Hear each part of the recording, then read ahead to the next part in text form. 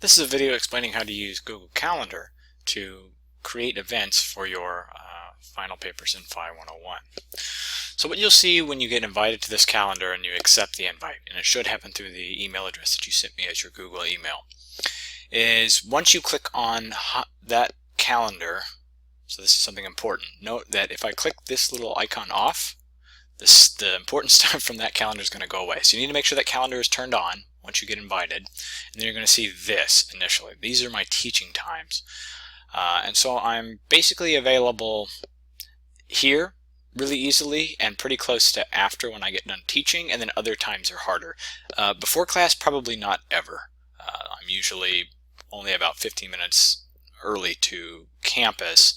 I can if we absolutely have to, but I prefer that we don't go before these hours. So in this slot here is a good place to make meetings, and either within a couple hours after I'm done teaching is usually a pretty good place too. So if I want to set up a meeting, this is what I'm going to do. I'm going to go to a slot that's open where I don't already see anybody else's event, and I'm going to click in there. So suppose I look at Tuesday 9/13 and think, okay, about 10 o'clock this would be pretty easy for me to set up a meeting for 20 to 15 minutes. So what I'm going to do is click on that.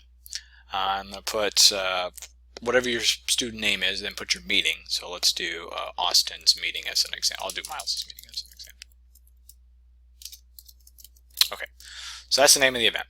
I'm going ahead and create it. Now after I create it, I need to go back in and edit it. And you could do that earlier. I'm just, for the sake of this, going to create the event and then go back and edit it after the fact. It doesn't really matter. I'll click on this to edit it, and now I need to make sure a couple things are on here. One of them already I know I need to change. Don't worry about where it's at, the description. If you want to add that, it's just for your own sake.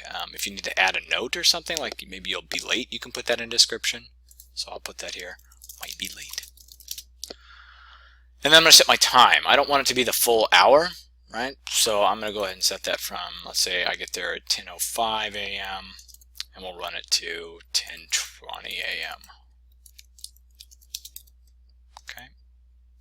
Okay, and this is the most important part. When I go here to look at calendar, I need to make sure that it's not set just my default calendar, which it is, and it's actually going to show up in this calendar, Phi 101 final paper meeting. So I'm going to click on that.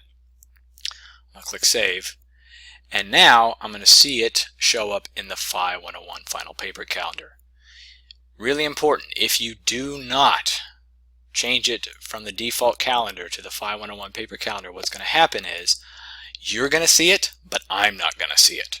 Right? So what had happened was, I'll do another one real quick here to show you. So suppose I set up an event. Miles is first meeting. I just create the event, and I think, okay, I'm done. I don't even care that I've set it for an hour because maybe nobody else has signed up at that time or something, and I'm not going to bother with it. And I think, all right, now he knows I've got that meeting. Here's the deal. That is actually posted in my default calendar, which only I see. You're not invited to that. So make sure you go back for any event that you create and set the calendar, specific calendar to Phi 101 final papers. Otherwise, I'm not going to see it.